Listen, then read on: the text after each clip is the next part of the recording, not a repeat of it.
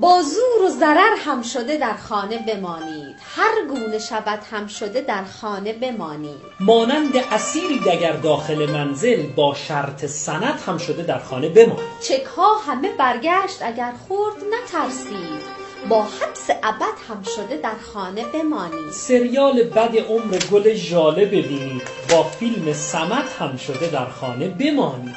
سرد است هوای شب و شهرم شده تعطیل، در زیر نمد هم شده در خانه بمانید. با همسر خود جنگ و ستیزی اگه دارید، با مشت و لگد هم شده در خانه بمانید. چون ماسک گران است و الکل شده نایاب، با سرکه و عنبر شده در خانه بمانید. گرمی بخورید و به جهنم، با زاد و ولد هم شده در خانه بمانید. شعرم کرونایی شد و من خواهشم این است، این قافیه بد هم شده در خانه